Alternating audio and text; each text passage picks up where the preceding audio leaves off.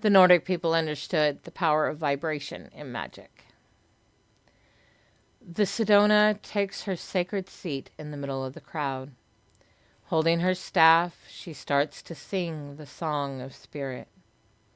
The women around her join in, calling forth the power through words and vibration. As the rhythm of the song heightens, the Sedona's spirit is lifted from this realm into the unseen. A journey of seeking, of knowledge, and transformation. People of the old traditions understood the power of voice, how energy is affected and could be shifted and changed through the vibration created by voice, and specifically song. This knowledge has been lost to us. It is still part of many shamanic practices and shown through various scientific understandings, but the deep meanings seem to have been lost. Music is the power of movement. We use music all the time to shift and alter the mind and our emotions. It is a combination of words, tone, and rhythm that blend together to create the right vibration for the right task.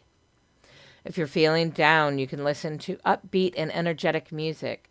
Through this process, you start feeling your emotions and energy shift to that state. For example, if you're facing a task that requires a fighting spirit, music such as The Sick Puppies You're Going Down may be something you would choose to alter your state to that task.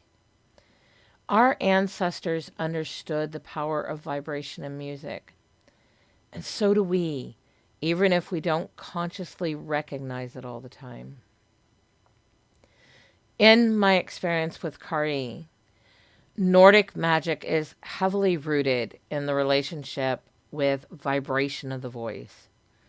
Even when creating bind runes, to awaken and set them requires a component of voice. It's not just enough to write them, to place them onto something. They need to know the purpose of their creation and direction of the task. They need to be awakened and filled with the power to do the task. Seidr. Seidr is a form of magic that is rooted in the spirit and spirit realm. It is the act of the Sedona going into a trance state to communicate with spirits. It is done to gain knowledge, understanding, receive prophecy, or accomplish tasks through spirits. The active voice in Seidr is to call the spirits in and to send the Sedona spirit into their realm. The specific songs they used long ago are lost to us. So modern Seidr has to rely on trial and error to discover the right combinations for themselves. For me, as Kari's Sedona, this is linked with Galdr. We'll get there. The tools of Seidr practitioner include a seat, a song, and the staff. Each holds a symbolic and very real practical application. The seat puts them at the center of the vibration being created by those who are singing around them. It also creates a space of grounding or tethering the practitioner to the physical world or body. The song is the vibration that calls the spirits into the space to the practitioner and allows the practitioner's spirit to disconnect from the body and travel in the spirit realm. The staff holds the spirit of the snake, the guide and shape that allows the practitioner to move between worlds. I'll be getting into this deeper. It is important to note here there are many speculations on the role of all of these tools. And as I said, we have many clues in historical writings, but not hard truths. What I state here is specifically from my own work with Kari and how he has taught me to use these skills. You will find other perspectives on this, and it does not mean they're wrong or I am. We just have our own ways of understanding. The song in Galdr. Galdr is the act of singing runes. Some will say chanting, and many give the example of a low vibrational singing low tone. Several sources state that singing for magical purpose was done by women and young youth because it was sung in high tones. This may also be why Seidr was said to be a woman's practice. In our modern age, I see a lot more low tones being used that seem to match what we see in shows such as Vikings. Kari, however, has been specific with me on singing in high tones. This could be because I'm a woman, but it could also be something with the practice itself. I think I'll leave that debate to other people. Kari's form of Galdr requires 3 steps. First is bonding with each rune and experiencing their stories. The second is learning how to bind them, not just in written form, but also in song. The third is finding the right rhythm and vibration for each song.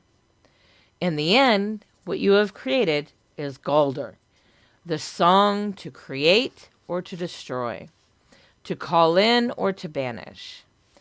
According to my guides, Galdr itself can be a powerful weapon, depending on how we choose to use it. In my experience, I understand that now. Because of this, some I will share and others I will not. Power isn't for dominance. It is about using it for the right purposes that benefit the clan, the community, the family, the whole. A personal note on runes. When I first started looking into runes, I found a lot of conflicting information, especially in runes like Elder Futhark. It's because we do not have any definitive sources. All of it comes from someone else's perspective and gnosis as to what each rune means and the energy they hold. I researched many different views and meanings for each. My favorite is still the series by Arth Harger here on YouTube.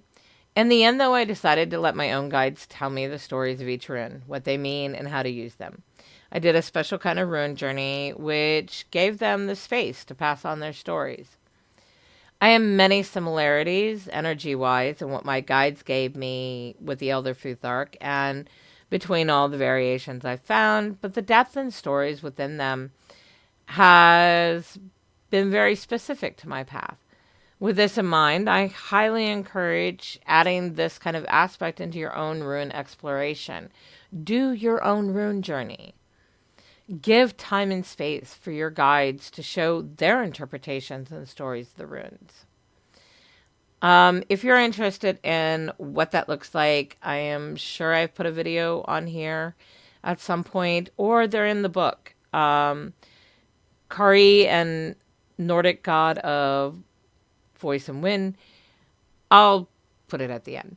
It's a book specifically to Kari, and it shows you how to do the rune journey. Voice and vibration matter.